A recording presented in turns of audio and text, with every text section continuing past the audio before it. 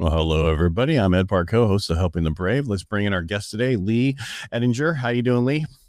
You're doing fantastic. And thanks for having me on today. Oh, my pleasure. I enjoy doing this. I do 14 episodes a week of different podcasts and radio and stuff. So, and then people always ask me why I do it, and it's because I like to know about other people.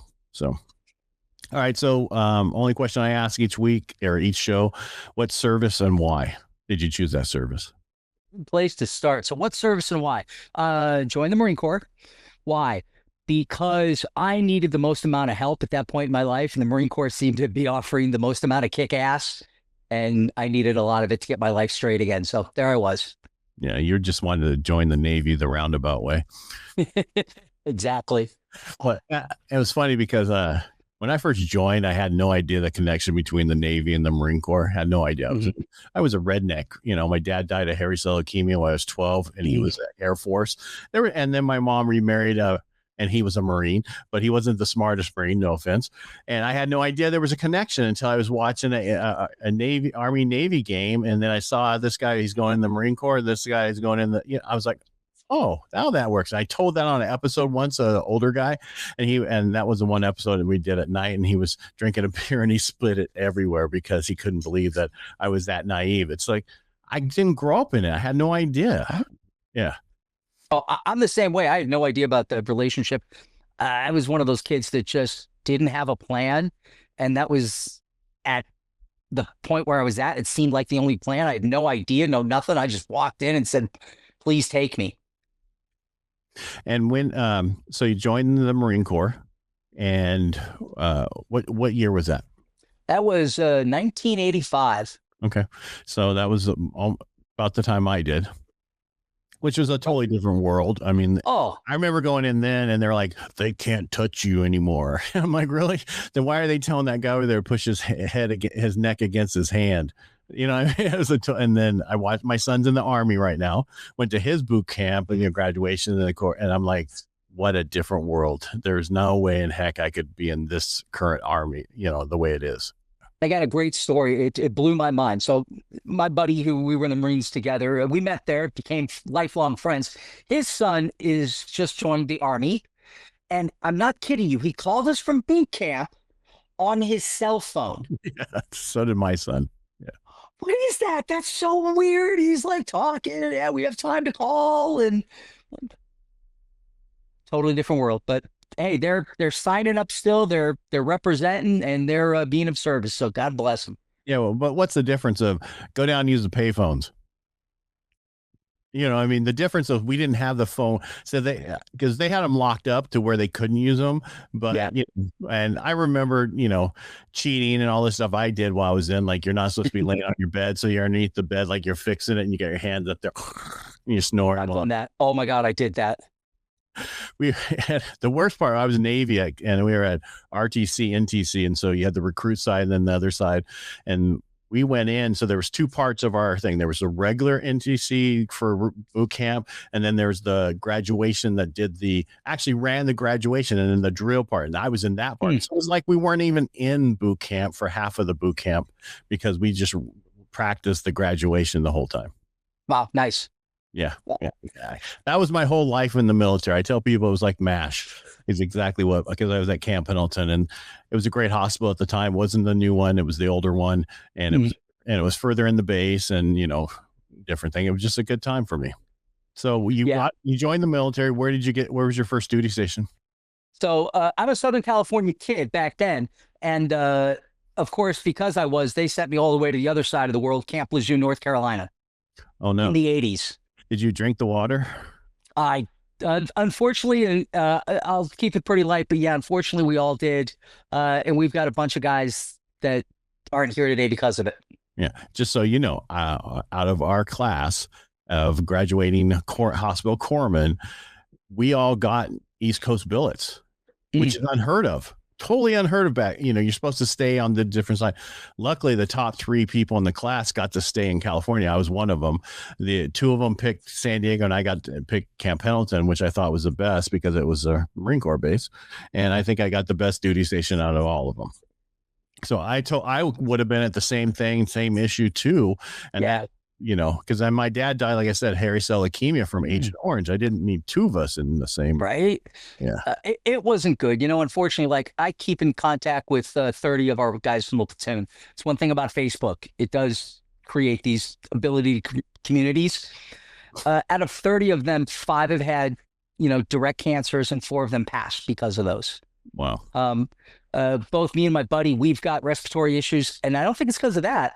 I think it was because of all the tear gas. Because me and my buddy we're machine gun unit. Mm-hmm. And so we got volunteered. We actually volunteered a lot for some stupid stuff. Like, hey, we've got a combat skills school that you really need to, volunteer for. We can't make anybody go. It's that kind of weird. So we said, yeah, sure. We'll do it. Tear gassed every day, all day long and all night long. Just. Right. Well, I could see that because when I first was in, I went, when I walked in, they were like, I was supposed to go up to a ward and they're like, anybody know computers? And at the time I did. And so they sent me down to mobilization and planning. And we focused on readiness teams and disasters and everything else going on. And whenever they'd come in, we'd have to go out and guess what we'd have to do? I'd have to go through the tear gas thing also with them. I have sinusitis at 50%, which is max, unless I were, and then my guy would help me. He was like, I've never seen this unless you were by a burn pit. And I'm like, Pendleton. Guess what? Yeah, it's Camp Pendleton. And first of all, it's dry as hell, plus the dirt, plus everything you're in. Plus we constantly was down there for the tear gas. And, it was brutal at the time because different than it is now, you were crying by the time you were done. Yeah, It wasn't just one time, yeah. Take your mask off, suck it in, put it back on, take it off, put it back on. Yeah. They got you ready for the real world. I'll tell you what, in that profession, there's no faking being ready or not. Yeah. So luckily, I think for us, A, they made us ready. And 2, Ronald Reagan was our boss. Right. So he kept the world a nice place to just everybody mind their manners. Yeah. All right. So where'd you go? How long I didn't even ask you, how long were you in? 4 years active and then 4 years inactive. Okay. I got called up for Desert Storm 1, 3 years and 9 months into my inactive reserve. Now, I never read the contract, obviously, right? I mean, who does? I didn't realize that I could be 3 years, 11 months and 364 days. Yeah. And they could sign me up for another year. Yeah. I didn't know that. So luckily, whatever, my MOS was specialty. I was a beach landing guy. There's not a lot of amphibious landings, in the Gulf War. So they just didn't need me. But I had to go to Camp Pendleton, sign in. They do a physical. I'm serviceable. They said, okay, Mr. Ettinger, you get another letter. You shave your head and show up with a bad attitude.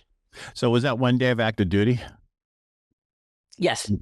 So you got the 1 day of active duty. Yeah. You know what that means, right? You understand? No. That means you can get your pension. Oh.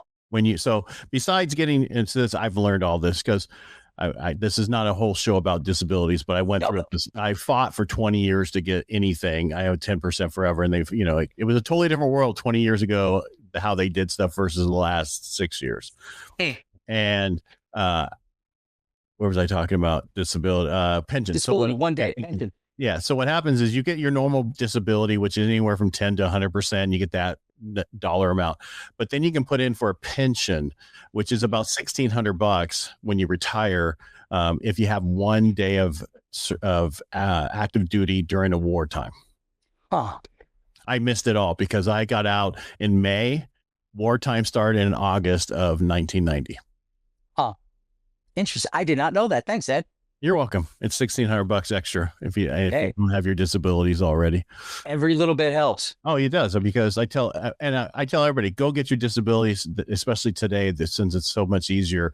And like I said, I've been working on an app to make it even easier, and I can't believe what we have created with this app. And it's just something I started doing last August.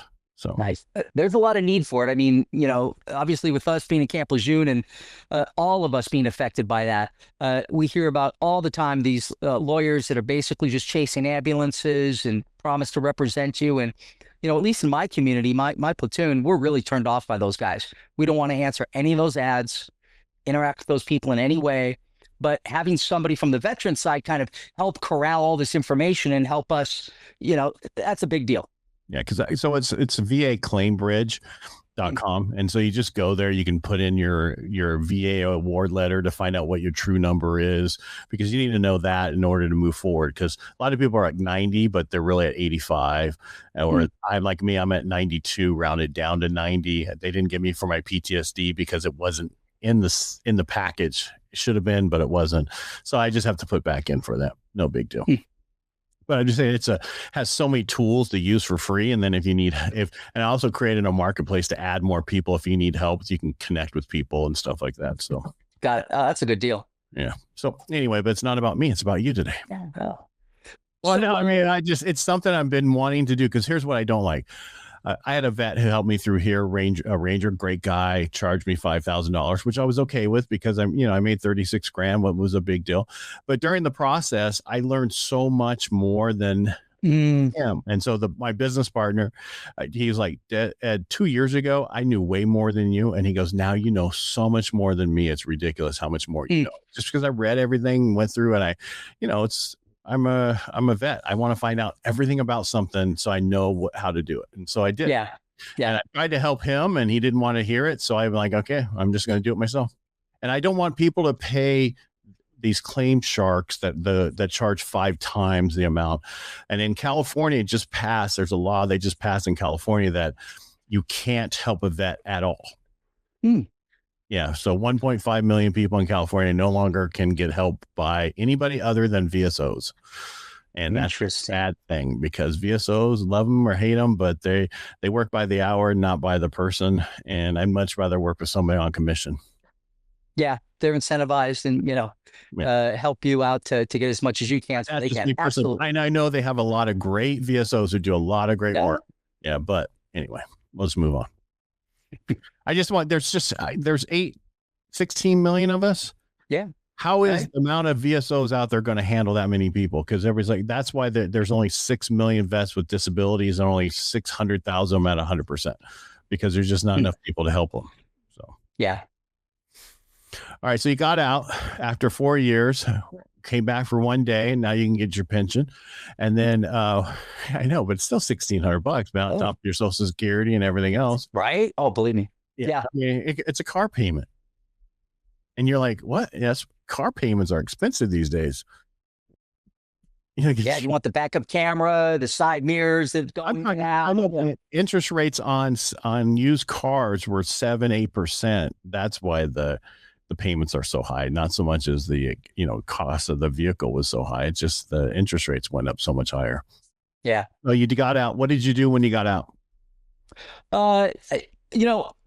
I went back to the block. I went back to my neighborhood, and unfortunately, I fell into a lot of bad habits right away again. Southern California, by the beach, started partying, started going to a little bit of college, went to community college, used the GI Bill to pay for that. That great GI Bill back then. Hey, it paid for community college in Southern California. It was something. Geez, better than a stick in the eye.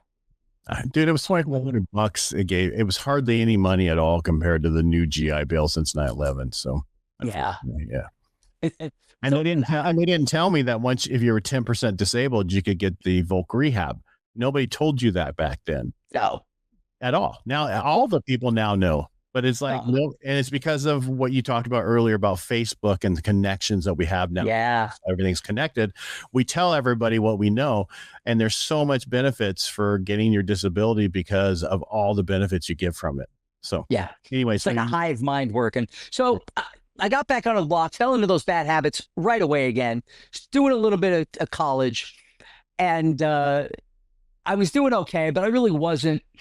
I wasn't happy. I wasn't, the one thing that the military does, and especially the really serious parts of it, they teach you how to do something and how to be in a unit. And they spend so much time teaching you and getting your brain rewired to function in that environment. And then when they let you go, especially in the 80s, there is nothing to deprogram you. They just literally take that specialty tool and drop them back into the workbench with nothing. And so that was part of the problem for me that I only learned recently. because I thought I was fine. And then I did a little deep dive with some other veterans that were more clinical and worked through the process. I realized, oh God, no, I was actually a mess. I was doing terrible, actually. I'm surprised I even survived post-military. But I got out, got some college, and then went on to actually live in Japan for 5 years. Oh, really? Did you ever were you there prior to that? No. Was that the first time? No. Yeah. But back to all of us. So the problem is we're a tool of war and even if you didn't go to combat, you were taught to be a tool of war. And, Oh, yeah. And that's the thing is then you're like, okay, there's a guy from Monterey, not Monterey, but he's a Marine and he went to prison. After 10 years in, he went to prison for 23 years. And during that period of time, he wrote a program to help vets never go back into prison again. Because he's like, if you have PTSD, you either die from it or you go to prison because it's the same thing. And one of his TED Talks was about how you can take a Bradley, paint it yellow, tell it's a school bus, but it doesn't know it's a school bus. They'll still rip up the streets. They'll still do everything because it's a tool of war. The same thing we are, and we need to have a boot camp out. And that's something that we don't have. I actually, I did 2 fire walks for veterans in the last 2 years to, get over that hump and everything here in Modesto. And I'm supposed to do another one this year. I don't know if it's going to happen because of this other thing I'm building right now, but because I want to help more vets, I can always do a bigger one later. And next year, it's going to happen again. I just don't know if it's going to happen in the next 8 months.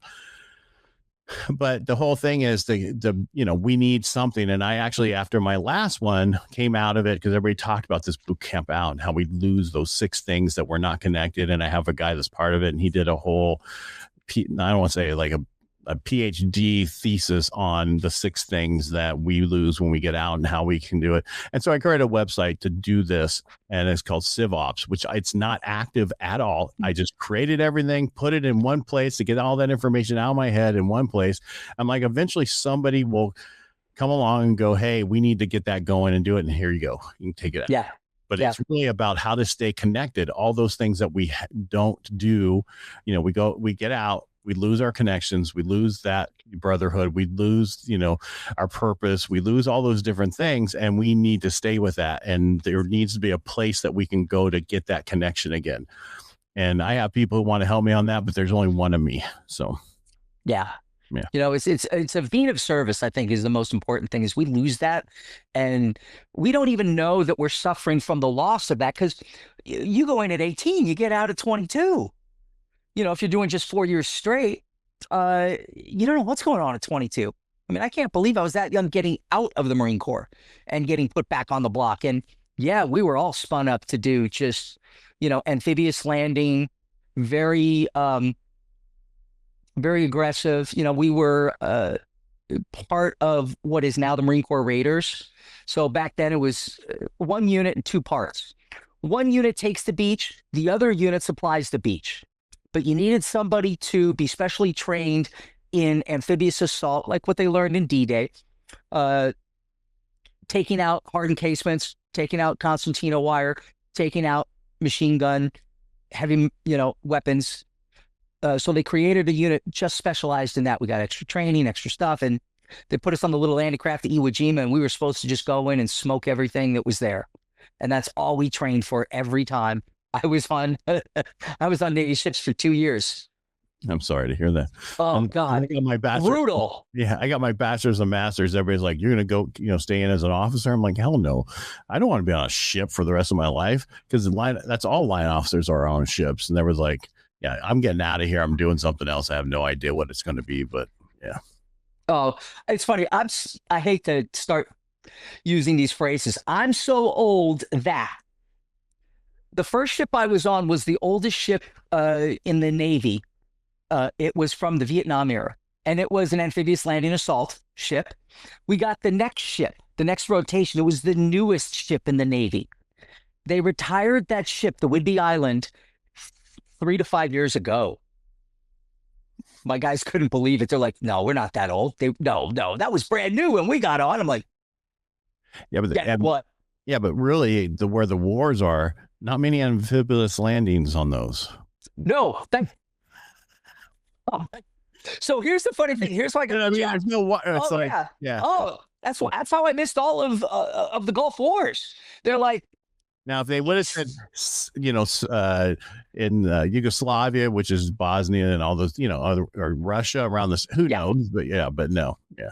if we were the sand salt unit, we'd be working every day.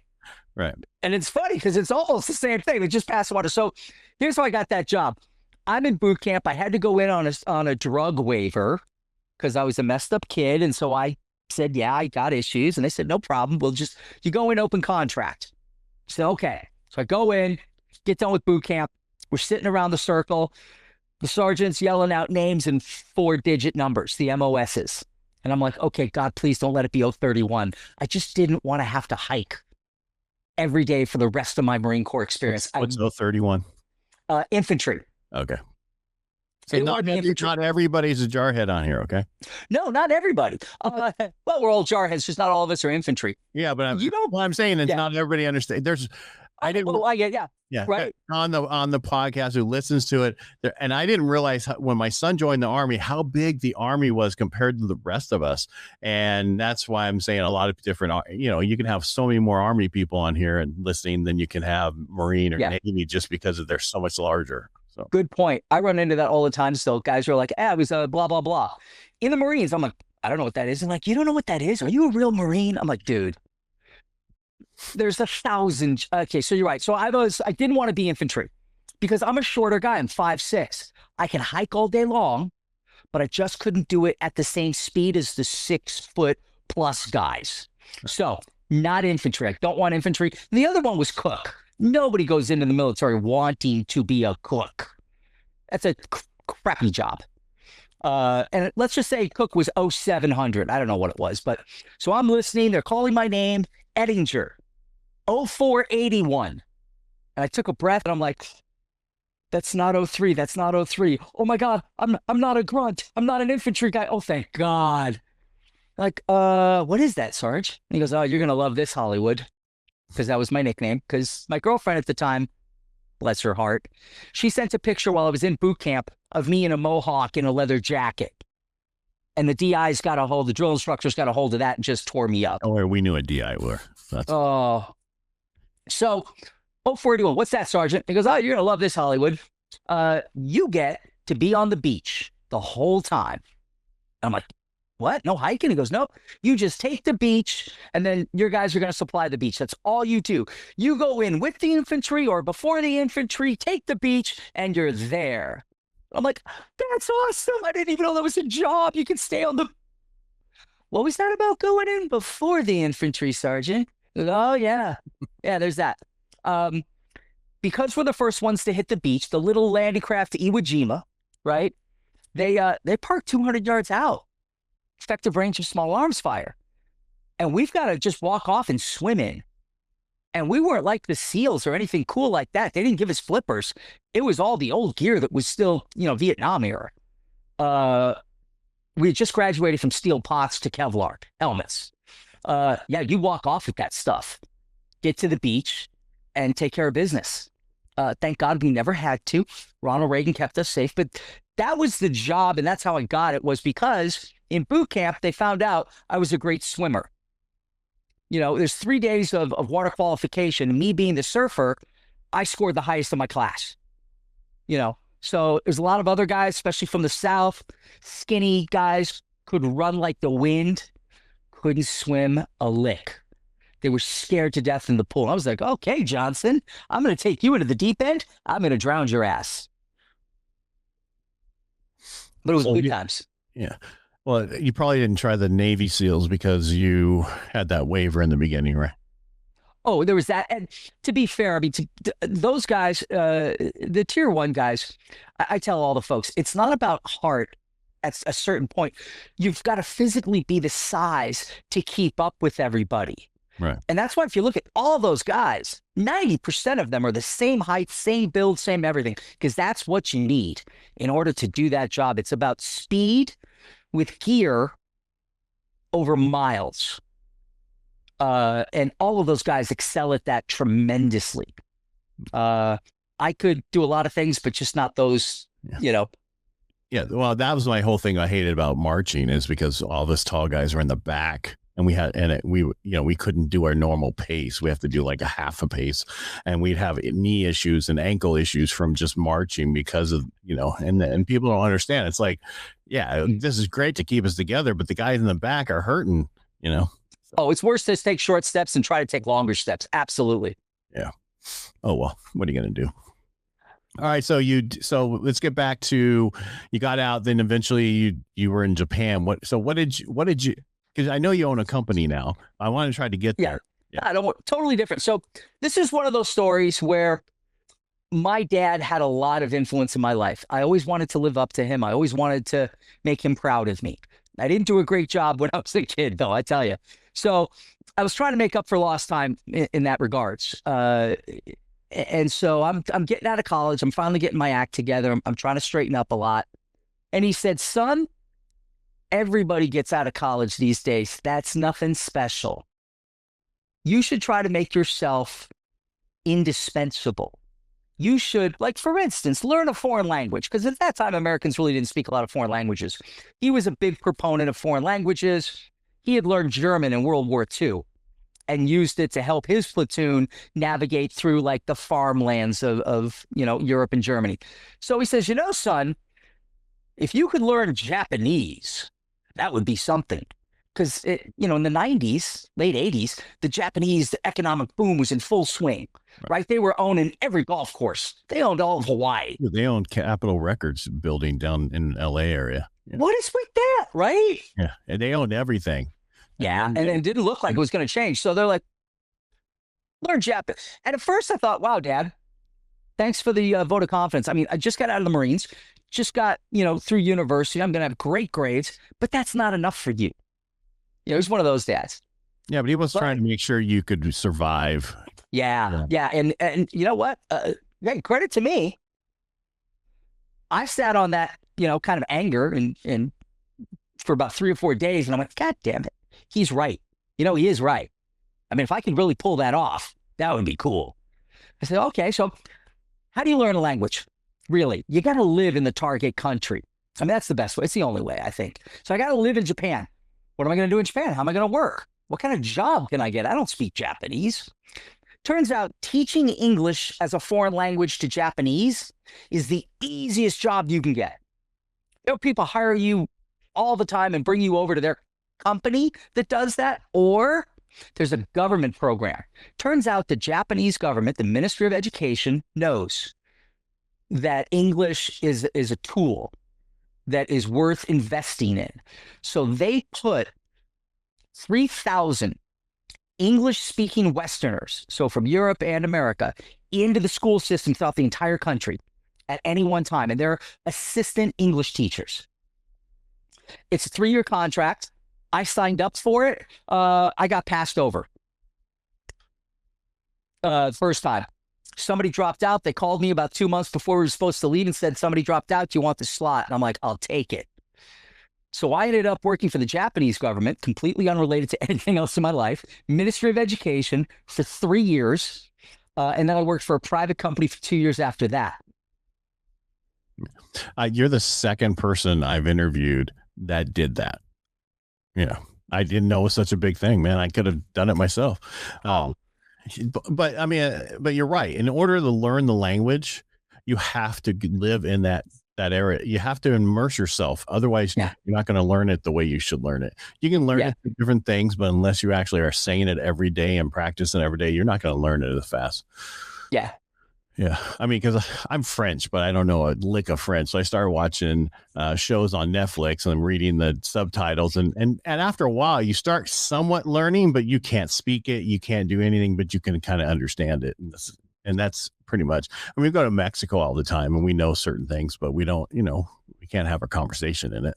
So, yeah, it's a rewiring of the brain because for the longest time as I was learning Japanese, I knew Spanish. My mom spoke Spanish at the house.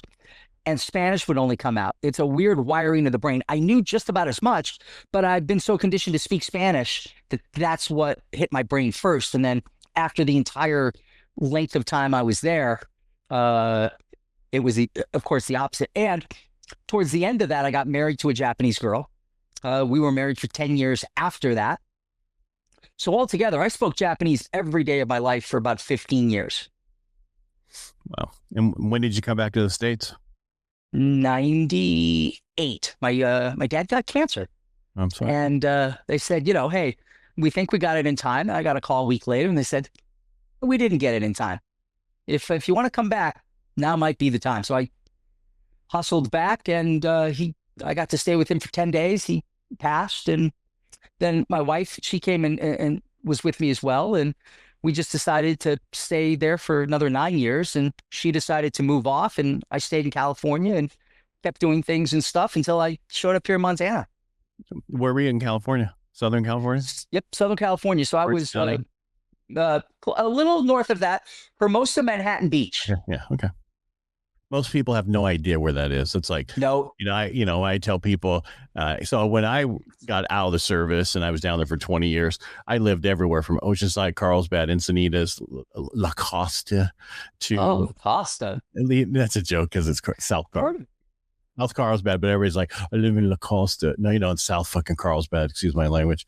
But then I lived in Rancho Santa Fe for a while, which I was 27. I had no idea what I was doing. But the guy I worked for in the mortgage industry, we blew up, and he pushed us into that.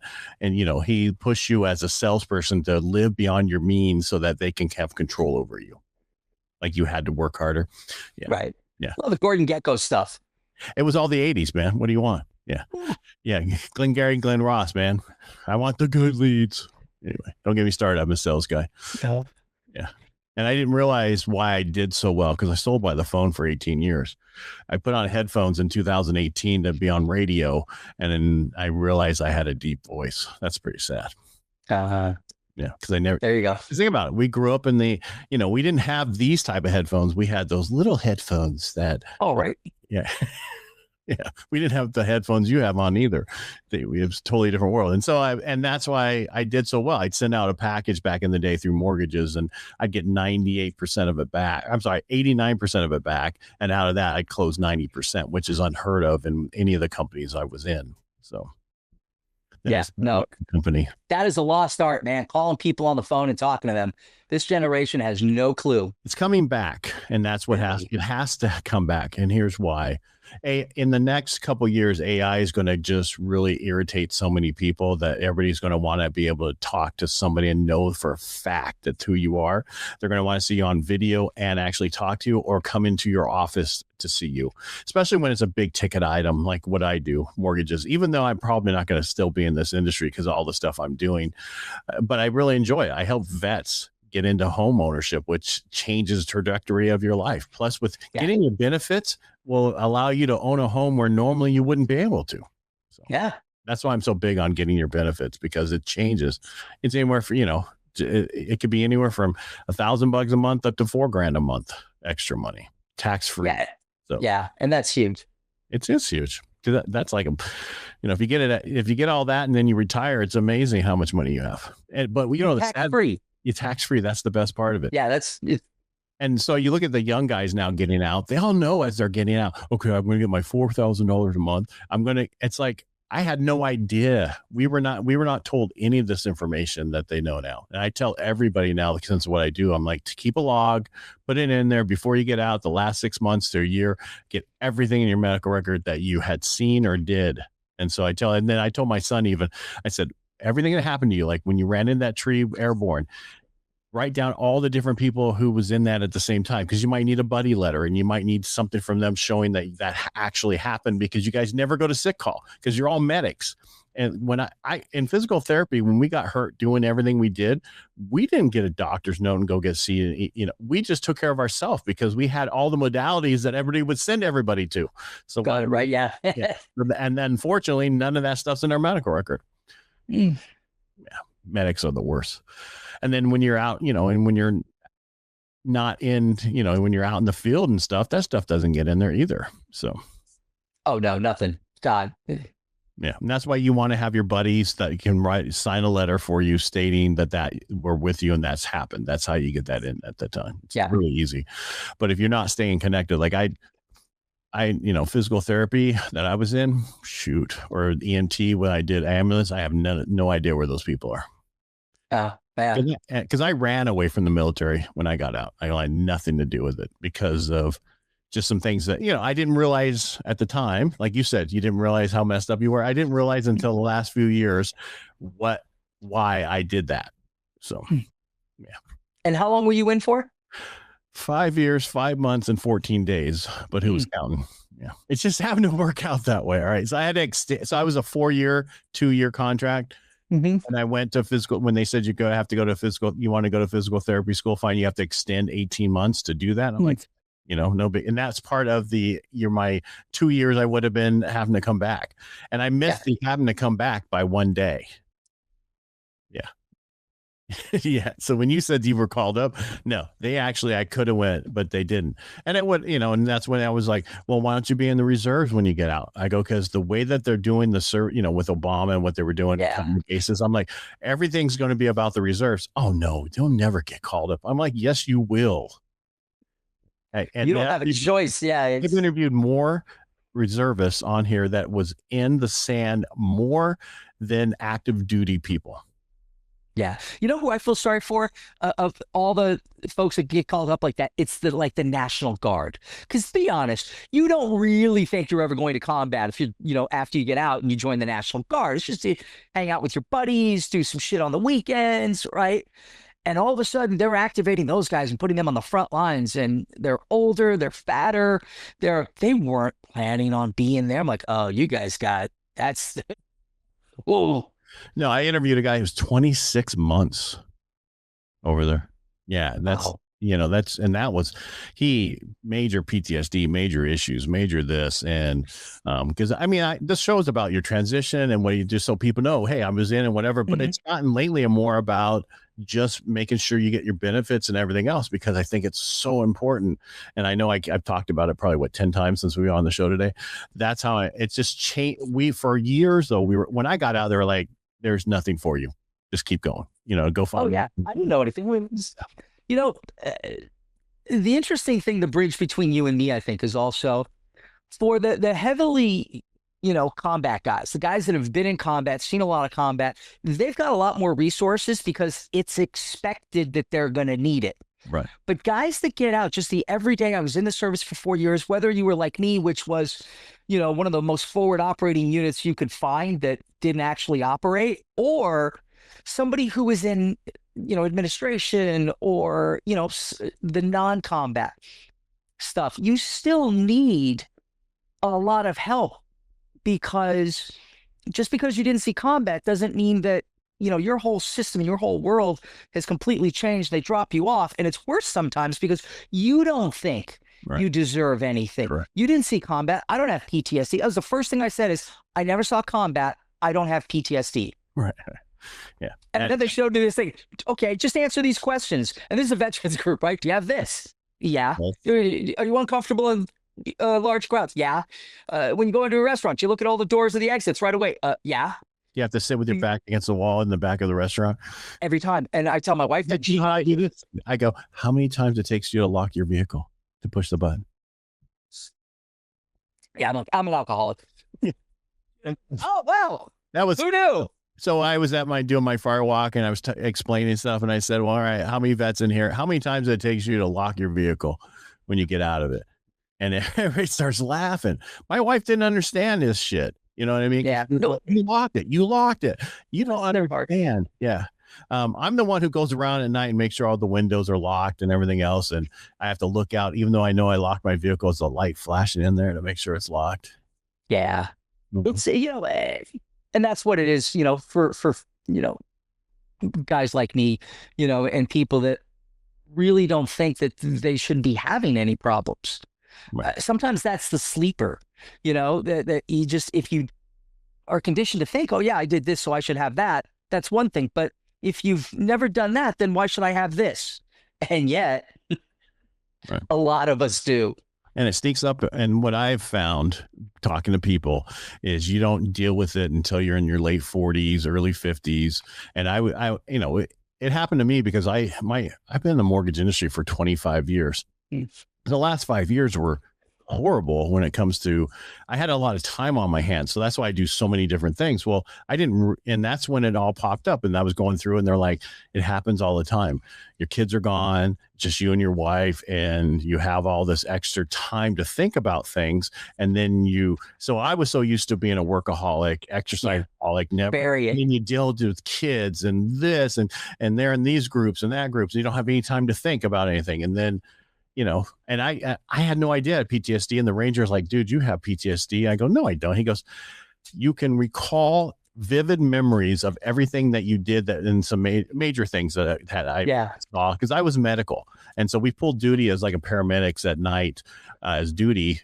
Also, I worked in the hydrotherapy, which was with burn patients and wound care and a bunch of stuff. And I took care of a Marine who was run over by a guy on PCP, and he was riding his motorcycle. He got drug underneath the car for 1.5 miles, and I had to debride his butt and stuff because it was horrible. Oh no, it was bad, dude. It was not that. It was screams. After days and 2 days of it, I couldn't take it anymore. And I still know his name and see his face and everything to this. And I'm like, that's just a good memory. They're like, dude, that's PTSD. I'm like, you don't have PTSD. And that's why, and the reason I keep bringing this up, if anybody's watching this stuff, so one person will go, oh, I need to go see something. And because there's nothing worse than, and it's in my medical record that I've said this about the VA. And I told them, I said, I understand why people commit suicide, because it takes 4 months to get in here to see somebody about PTSD. And that's a problem. It should not. Yeah. You have to go through a gatekeeper of a nurse and scale, and then score a 33 or higher on this thing. And then to a social worker, the same thing. And then you get to behavioral health or a psychiatrist. Why don't you just get their ass to a psychiatrist? Yeah. And you've got to prove what's wrong with you, which is not something we're wired to do. It's the other way around. I ended up going to a veteran overlanding experience where we just basically drive trucks and camp in our cars, overland for 7 days here in Montana. And I told the guys at the very beginning when I was applying for the program, I said, oh, I didn't read it through. I just thought it was veterans camping. I see that you're a program for PTSD. I don't have PTSD, so I probably give my spot to somebody who is more messed up than I am. They said, no, we like to have everybody from a different spectrum and range. Please come. And so love that experience. But we're sitting by the campfire, and they're starting to do things the first night, starting to deep dive into second night. And that's when they started with the lists of, hey, just be honest. Do you have any of this stuff? And I was like, yeah, like 7 out of 8. And then like, how was your offboarding, right? I said, oh, it was great. I went back to Southern California. Oh yeah. And then I started doing those things. Oh yeah. And then I started doing some other, oh yeah. And then I realized, no, that's not reasonable or rational or smart or safe. Right. And it was just by, again, the grace of something that I got pulled out of that environment and put back onto, kind of the straight and narrow, but you didn't deal with it. No. And that was the thing. We just shove it down and keep going. And then it's like, I refer to my mom, she's not here anymore, but she would push it under a rug until we all tripped over it. And that's exactly what you do with PTSD. You push it down, you just don't focus on it. You do all these other things, and you need to deal with it. I don't care what age it is, because we're living way fucking longer than we normally used to do. So all my... Yeah, like going, and we look way different than our parents, and our kids are going to look way different than us. I mean, you look at the people that were 30s and 40s actresses and stuff back in the day, and you're like, wow, they were that young and they look that old. Yeah, they look like adults. They look way older. They look like great grandparents.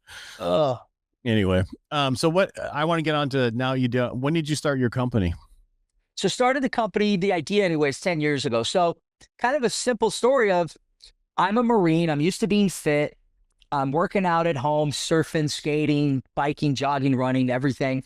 And then at about 50, I just hit that wall.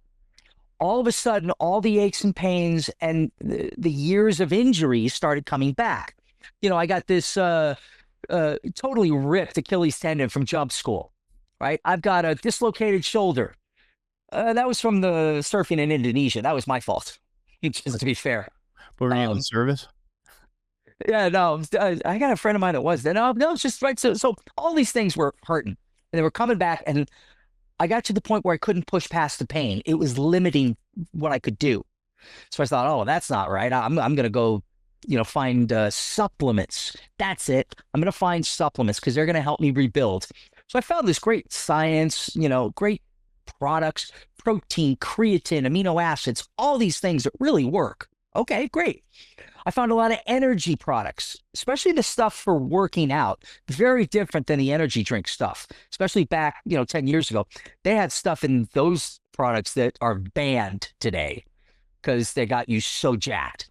All right, but lots of energy. Now, but what about that Achilles tendon? There's nothing for the pain. There's no product on the market that is an on-demand, all-natural pain reliever. Now, that you can use and drive a vehicle at the same time. Because there's certain herbal ingredients that work great on pain, but you just can't. A little cognitive impairment goes along with that. So I wanted to make something that you could use every day. So I thought, and at the time, I swear to God, I was thinking, man, if I could create something like Vicodin and cocaine, man, that'd be great. Friends of mine are like, oh, no, don't say that. That'll scare people. I'm like, oh, I don't know. You don't know some of the business people I know. If you could do that. So I started looking into, what about an energy shot that also relieves pain? Because at a certain point in your life, that's like chocolate and peanut butter. I mean, the two things just go together, right? Especially service guys. There wasn't anything. So 5 years, I just toyed with the idea, thought about it, didn't do much. I was working sales. I was in the entertainment industry. I sold independent films. Pretty full-time job. Damn, you did. And then you didn't even talk about any of that stuff. Oh, no. Well, that was, one of those crazy things I got into. So I needed something to just work, and I couldn't find anything. 5 years in California, I spent thinking about it. And then we kind of did a retirement pivot, sold our home in California, moved up to Montana, and now I have full-time focus on the product. And it took about 5 years of full-time focus. One of the hardest things was flavoring this thing because we use white willow bark, which is like nature's aspirin. But white willow bark is the second most bitter thing on the planet. I mean, it's terrible. So finding a company that can flavor it. So I got to take a lot of what I learned in the military, a lot of what I learned in sales, calling people, taking notes, follow up, follow through. And then when something doesn't work, you pivot and go around and get back on the phone and start finding other ways to do that. And so how long has it been a product on the market? We've been on the market now for about 9 months. We had a Gen 1 that still wasn't a great flavor. We didn't have a lot of retail distribution. Now with the Gen 2 product that we just finished up December, we're out in 250 stores. We're online, and we're just filling out the retail distribution now. Wow. And so it works well. Yeah. It's incredible. It's about 2 or 3 aspirin worth of pain relief, right? You're not going to walk around with a broken leg, but it works. So you get the energy and a little bit of pain relief. And oftentimes that'll just show up in, oh, my back is a little looser, or, oh, my shoulder can move a little better. But we've got some athletes up here that have tried it, and being an elite athlete, they understand their body mechanics. One of them was a marathon runner. One of them was a professional tennis player. So they know the minute they get just even a centimeter difference in body mechanics. And they've both said, I can do more with this. I'm looser. I'm less stiff. And it gives me an advantage. So. Wow. I'll have to get some of it, try it out. Oh, oh, yeah, absolutely.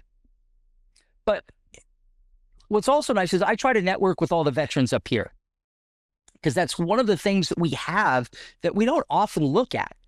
And there's nothing set up here. Like, for instance, in Montana, I've talked with actually our senators, and there's nothing set up to network all of the veteran business owners. It's right. All just sort of ad hoc. And so I'm also trying to figure out how we can create some sort of community where all the veteran business owners can network. It's funny. I came up with that idea about 9 months ago because of the same thing. There's no connection for business because I went to this growth hacking live. And I met all these vets who do all this stuff. And I'm like, there's no community for just veterans to do this stuff. This is what I was talking about, that thing I was telling you about. Yeah. We just need something to connect all veterans. There are smaller groups of, communities like that of veterans in each little area, but they're not connected throughout the whole country or something through it. No. Yeah. Not even in the state of Montana. I mean, we've got, the Marines, which I think are notoriously the service that has the greatest connection once everybody gets out. But even still, I couldn't call them up and say, hey, give me a list of all the, business owners that are Marines here in the Valley. They wouldn't know. They'd be like, oh, we could look. Let's just look through and see who, nothing's set up. And that was one of the reasons I set up besides helping vets through the claim thing I'm doing, I also set up a marketplace so that there was people they could connect with if they needed a Nexus letter or a DBQ, all those things that you need to get your claim, but to be there that's the same thing that you're talking about. We need we need some way to connect with other businesses as veterans. Yeah, I think it'd be really powerful. And I wish I had more time to dedicate to that because I think that is just as valuable, if not more, than this one product. But you got to, start with what's in front of you and get through that. Yeah, and that's why I have so many ideas, so many things I'm doing. And it's like, okay, I'm now looking at what can I cut out? Like I do another podcast called Enter Edison. I've been doing it for 4 years. It's for business owners. Once, your greatest accomplishments come from your greatest defeats. Love it. But I do so much more for vets right now. I'm like, it's run its course. It's almost 5 years. It can go away because I do 14 shows a week. That's a lot of different podcasts and radio and other stuff. So I do a lot. And it's like, okay, now I got to cut back and do certain things. So there's never ending content for small business greatest defeats. No, there is. But I've actually 50% of veterans are business owners. So I didn't know that. That makes sense. Yeah. So when they come on here, half of them are business owners, or most of them lately have been 80% of my content's been from somebody who has a business that because they're on Podmatch or whatever. And most people who are on that are going to have a business and that's why they're on that. I do have other people, but it's been more focused on veterans and business owners. So, and that's why I changed. So I used to, when I first got in the mortgage industry, all I did was veterans. And then as we grew our company, went to Northern California, started my own, it was big. We did everything. Well, now I've actually separated it out to where 95% of my, or 90 to 95% of my business is veterans. And I also do business owners and then reverse mortgages. Those are and then half my, vets are business owners. So it kind of worked together on those things. You know what I mean? That niche thing. Yeah. So I can see it. That's why I think that's a great idea. But again, we need someone, like I do. I want to help and do it, but there's only so much time in the day. Yeah. Yeah. Yeah. So somebody out there, start it, let us know, and we'll get you the information. There you go. Right. Yeah. We can't do it all. We got to let somebody else do it. Yeah. Actually, it'd be easier. You just do a group of veteran business owners and you all connect to the group. That's the easiest way to do it. So, yeah. One of the nice things about Montana is it's such a small state in population. We're only 1 million, right? We've actually do have more cows than people. But getting to our elected officials is probably one of the easiest states in the entire union. I mean, you call up any of our senators or our representatives. We only have 2 representatives, so it's not hard to find them. But you can get right through to them. And their folks will talk to you and take time to, listen. And so I've met the governor now. I've been in places and events where the governor has been the key speaker several times, shaking his hand. He's so easy to get to. I think that's one of the things about this state that's nice is that, you do have that support and you can make that connection. Right. All right. So we've done everything about veterans that we've been on the show. We're talking about. So on your business, what do you need to move forward? What are you looking for? Sure. Thanks. Always appreciate that question. Right now, we are focused on retail growth. So, are you getting Walmart, those kind of retail? Because it's different. No. Okay. Yeah, so we're looking at small convenience shops, convenience stores, right? The 7-Elevens, the Sitcos, the Gas and Goes, those places. Great place for us to start. They're the right size for us. Because basically, I tailored this to look like any other energy shop. And those sell 10 to 1 in convenience stores. So we're looking at, hey, how can we meet with distributors that service these stores? And the catch 22 is everybody in the industry says, well, you got to get a bunch of stores first that the distributor drops off stuff at. Then they will ask the distributor to carry you. Okay, so I can't call up 100 different stores. And I'm a guy from, Montana. They're not going to. Can I tell you where you should go through first? Yes. The Navy exchanges. Oh, I'd love that. Because so when I first got out of the military, I sold computers through so back in the early 90s, you got a computer. This is the way it was. Well, the company I worked for, we customized them so that you could game in certain things. Oh, yeah. When I was getting my master's degree, I ended up talking to the XO. He was the COXO of the Navy Exchange at the time. Oh. And he's like, hey, we want to do a custom computer thing where people can order computers through all the different exchanges. So I set that up and so that's one, but the commissary would be someplace, and that would, those are on all bases. You just need to find the main, this was in San Diego. It was that person. So they're regional. So you get in the one, and then once you're in one, then they'll talk to the other one. You can get in the other one, and we do those all. It's pretty easy to get in those things in the past. So, but I'm just saying that would be something to get there, like a Walmart at the point. I know they do better on the little convenient thing, but it'd be a no-brainer because a military, veteran-owned company selling into other veterans, and energy and pain relief would be a popular item. So here's the shout out. Anybody that knows the CO to the exchange or the commissary, call Ed. Ed will call me. Okay. Yeah, I'm just thinking that because it's a connection for veterans, and I'm sure you can find, actually you use ChatGPT. Oh yeah. Just fucking ask it.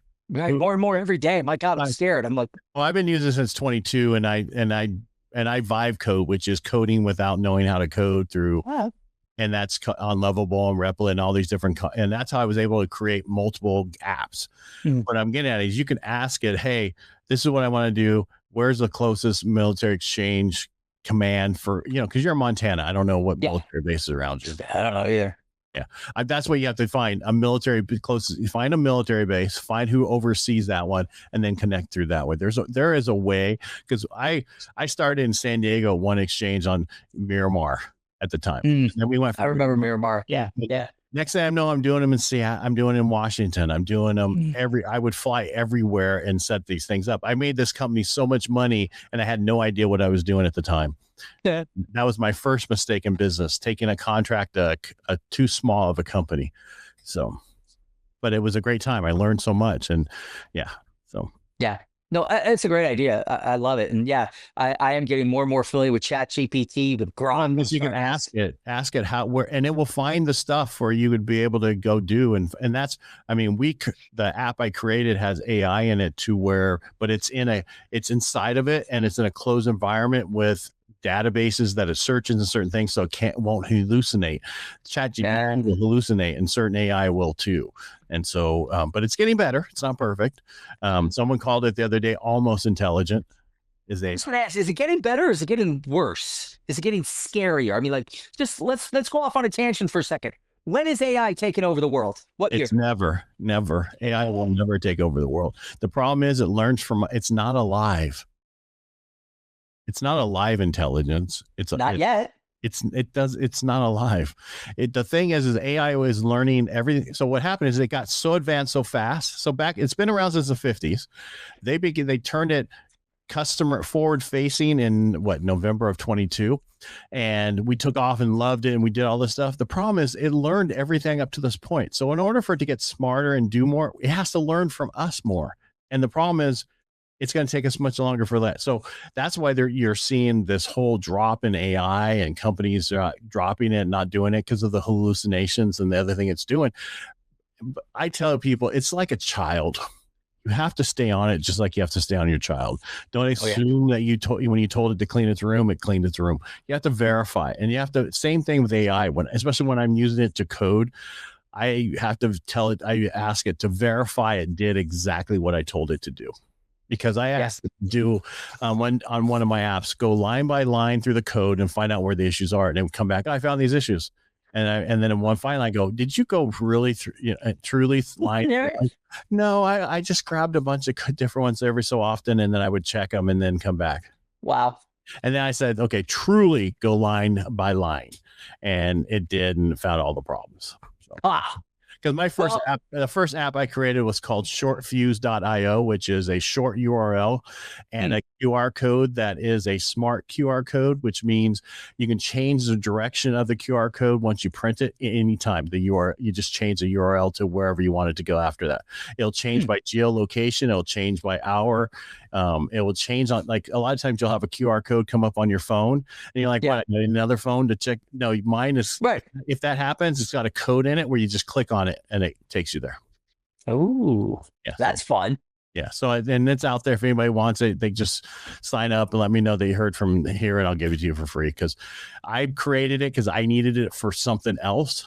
And I didn't want to pay somebody $29 a month for a QR code, the short. So I created my own. It took me an hour, and I've increased it over the time I've had it. But I was interviewing a guy on my Interesting podcast who's a venture capitalist since the 90s. I told him what I created and everything about it, and he started laughing. He goes, dude, I got a friend of mine $3 million in seed money to create what you created in Lovable in half of a day. Right. Oh, yeah. So that's what I'm saying. And what's going to happen with the way it's so easy to make software, it's going to go back to 90s and 2000, where you would buy software, you pay $100, you get the license of it, and then you'd wait for another version. It's not going to be monthly anymore. All that. I hate the subscription models. I hate renting software. And that's what everybody's going to get tired of, because it's so cheap. So you can do a lifetime for $50 or whatever. Yeah. Because it didn't cost, and the guy's like, Ed, it didn't cost you anything to make. Well, it cost you what? Maybe just say it cost you $1,000. He goes, what if you could just sell it and you made $25,000? Wouldn't it be worth it? Yeah. Right. Just keep doing that. Exactly. Right. But that's a lot of work. You have to come up with something every so often and make it $25,000. But I did create excuse me a second. I did create a software that's for podcasting, where you drop the MP4 in, and then it fixes the sound, then it cuts it up and all the different things you want, and it sets it up to distribute it for you automatically, so you don't have to have assistance. Yeah, it's huge for people like myself that I spend $1,600 for people just to edit it, cut this, do that, where this software does it automatically. The thing that held me up is the other one. I was building it, and then I needed the thing for the claims company, and then, so you can only do so much. Well, I don't know. I'm still a little nervous when I hear things like an AI software started to blackmail its engineer to not turn it off. I didn't hear that. So so that was the story. They were doing an experiment. And this is pretty widely reported, so it's easy to look up. The engineer wanted to see what would happen when the AI learned it was going to be turned off. So he started sharing emails that he was having an affair, or making the AI accessible to that in, like, the stuff he was learning, right? That just became part of it, just throwing in some emails. So the AI knew that the engineer was having an affair. So when the engineer says, the AI basically, hey, give me everything you've got, because we're going to be switching over to a new system here next week. The AI said, I don't think you should do that. He said, what are you talking about? He said, I don't think you should switch over to the new thing. And if you do, I'm going to have to tell your wife about the affair. So he set it up to know about it. It's not like it happened completely organically. Right. But it used that as a way to say, I don't know if you should delete me yet. So it's stuff like that you hear. You never know how real that is. But it's like a story. All right, here's the thing, what I'm saying. So he told it a story. Mm-hmm. He wanted it to do a certain thing. It probably knew, and you got to remember, it's the intelligence to where it thinks about the next step, the next step, the next step. So it probably knew that that's where he wanted it to go, and that's why I did what I did. But on average, it's not. There's just here's the thing. So you need to turn off your ChatGPT to not share what you say in it to the public, and people don't do that. So everything's out there. But for me, like I've been using it so much, I could just ask it to write a bio on me. I don't have to tell it anything at all because it goes and gets everything it needs because it knows everything about me. And I only use it for a couple things now. What I mean is I use it for my daily show to write my daily scripts, which used to take me 2.5. I would like search everywhere for 2 hours in the morning for my daily morning show. Wow. For what I'm looking for. And then now it takes me 5 minutes. I go copy, paste, boom. And it's Amazing. Yeah. And so it's just helped out a lot by doing that kind of stuff. And I think it's still going to help us. It's just going to make us more productive. It's not, remember how .coms are going to take over the world and print in paper and all that stuff. And when they said this about the AI, I'm like, no, it's really going to make us more productive. And if you use it right, it's so much things that it'll take out a lot of the lower level stuff. Like the VAs that everybody's been pushing for so long and doing so much for the last few years and people making so much money on, we're going to start seeing those go away because there's one company who got rid of all their virtual assistants by using AI.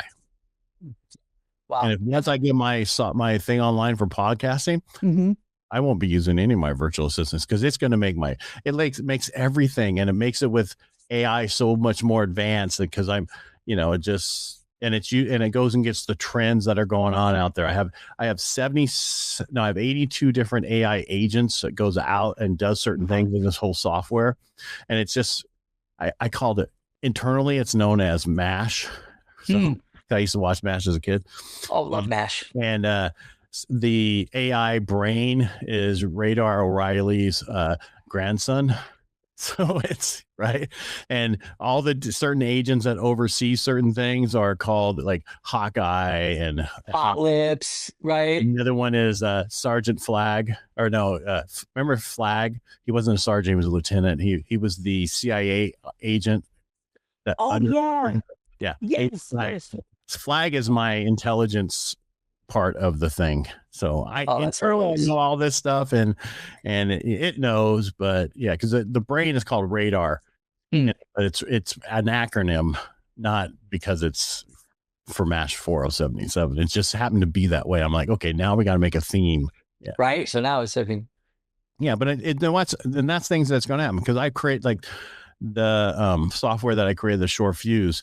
It actually tells me every morning if I've been attacked or what it's done and everything else. It alerts me and it's smart. And the software I've created for the vets, to claim that it's got a whole system inside that watches all the different databases and everything to make sure everything's connected. And it helped me create, so when you do have a database and you need to go from one database goes down, like use Supabase, that goes down, you should have a second one as a backup so it can click over for it. Well, I didn't do that. Well, Supabase went down last week.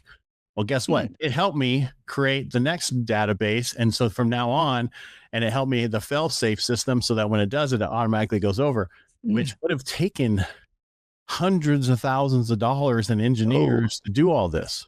Wow.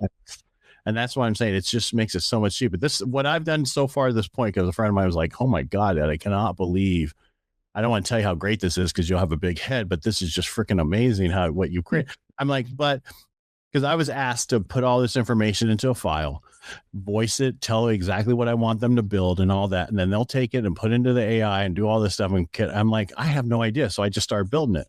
And now once I built it, I'm going to get those same engineers to go through it and see where the issues are. But I created software. The software I created probably cost me $2,000 in credits of stuff I've done, which would have probably cost $300,000 to get to this point. Oh, it's amazing. It's a brave new world. And it's like when, we were still shooting everything on film. And then all of a sudden we slowly started going digital and the entire, movie world started coming over to digital.